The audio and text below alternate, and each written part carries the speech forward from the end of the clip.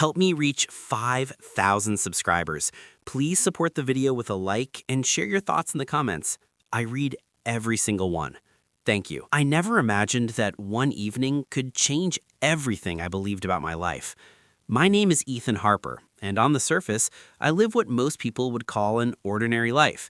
Married, a steady job, a mortgage, and the kind of quiet stability many men admire.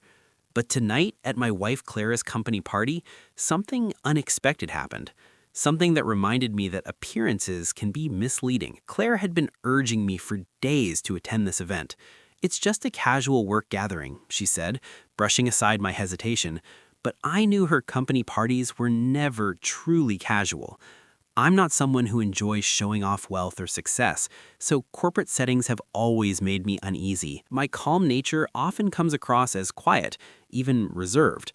And I've noticed how certain people, those who thrive on authority and arrogance, tend to confuse quiet confidence with weakness. We arrived at the venue, a small but elegant rooftop bar downtown. Soft fairy lights wrapped around the pillars, and laughter echoed across the terrace. Clara looked stunning in a deep emerald dress that highlighted her hazel eyes. I offered her my arm, and for a brief moment, I let myself forget the tension I usually feel in social situations like this. As the night went on, coworkers mingled, drinks were passed around, and light conversation filled the air. Then, it happened. Clara's boss, Gregory Blackwell, spotted me from across the room and walked over with that confident, slightly smug smile that always seemed stuck on his face. I had met him a few times before, usually quick handshakes and polite greetings, but tonight he seemed eager to test me. "Well, Ethan, I've heard quite a bit about you," Gregory said, his tone layered with quiet sarcasm. "Clara never mentioned you were this quiet. Not much of a presence, are you?" He laughed as if my supposed lack of importance amused him. I smiled calmly and shrugged. "I prefer to listen," I said. "You'd be surprised what you learn that way." He didn't respond right away. Instead, he leaned closer, lowering his voice just enough for Clara to tense beside me. "People like me notice things. Quiet men usually have nothing to offer or something to hide." He looked me over slowly, his eyes sharp. "So, which one are you?" For a moment, I said nothing. Most people would crumble under that kind of pressure, especially coming from someone in his position. But I've learned that you should never reveal everything about yourself until the right moment. The people nearby seemed to sense the tension. Clara squeezed my arm nervously. Gregory leaned back, clearly thinking he had unsettled me. That was his mistake. "I suppose it depends on how you define power," I said lightly. "Some people believe it's about what's visible. I think it's about what's earned quietly, without needing approval." He let out a sharp, forced laugh. "Earned? And what exactly have you earned, Mr. Harper?" I let the silence stretch. I could feel the curiosity growing around us. The stage was set. Clara glanced at me, surprise flickering in her eyes, along with something else I couldn't quite read. She had always known I was more than just a quiet husband, but tonight I realized no one else did. And that gave me a strange sense of control. Gregory tried again, his voice tightening. "People like me recognize talent and influence. It's obvious who matters in a room. So tell me, what do you do?" I chuckled softly. "I handle things that don't always need attention. People often mistake subtlety for weakness, but those who notice too late usually regret it." The words settled heavily in the air. A few guests exchanged glances. Gregory's confident expression flickered with unease. The challenge had been met without drama. Clara looked at me and smiled slightly. She whispered, "I've always known." That quiet moment made everything worth it. But the night wasn't finished. There were still assumptions to break and conversations ahead. The rest of the evening moved by in polite exchanges and half smiles. But I could feel Gregory watching me, trying to understand who I really was. Clara pulled me aside gently. "Ethan, be careful," she whispered.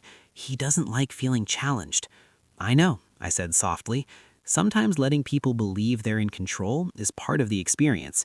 We rejoined the crowd, and almost instantly Gregory returned with a drink in hand.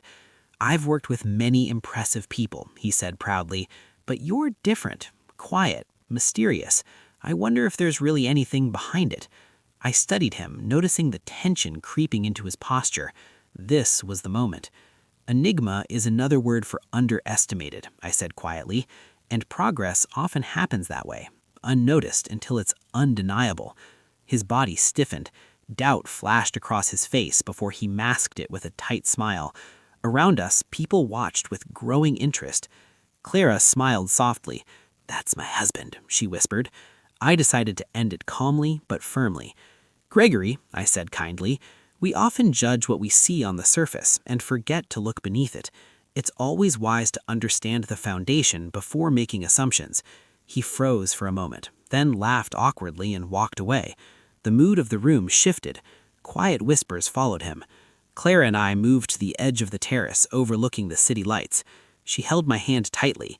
"You didn't need to prove anything," she said gently. "I didn't do it just for him," I said quietly, looking out at the skyline as the steady hum of the city eased my heartbeat. "I did it for us, for the balance we've created in our lives. It isn't about ego, it's about clarity." The rest of the evening moved along with light conversation, drinks, and laughter that now felt sincere. Gregory had faded back into the crowd, surely replaying everything in his mind. But he no longer mattered to me. What mattered was the silent connection between Clara and me, the comfort of knowing I hadn't betrayed who I was, even in a place meant to intimidate.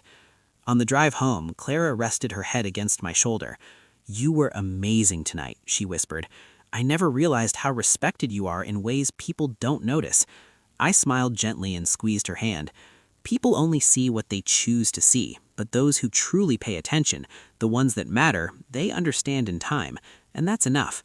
Later that night, as we settled back into our home, I thought about the quiet strength of patience, awareness, and calm confidence. So many people spend their lives chasing attention, praise, and validation, yet there is another kind of power in knowing your value and allowing the world to catch up when it's ready. Clara and I shared a peaceful moment. No words needed. The tension from earlier had turned into something meaningful. We both felt not a victory for one of us, but a shared triumph. I realized then that life isn't about proving yourself to everyone who doubts you. It's about standing firm, keeping your integrity, and letting real character show itself naturally. When I finally lay down that night, the city softly alive outside our window. A deep sense of peace washed over me. The party, Gregory, the whispers, none of it held any weight anymore. What truly mattered was clarity, love, and the understanding that the quietest voices often carry the strongest power. In the end, that night reminded me that identity isn't what others believe about you. It's what you hold within, what you protect during challenges, and what slowly reveals itself when the world is ready to recognize it. And sometimes, just sometimes, the world doesn't need to see it right away. It's enough to know you've never lost your strength.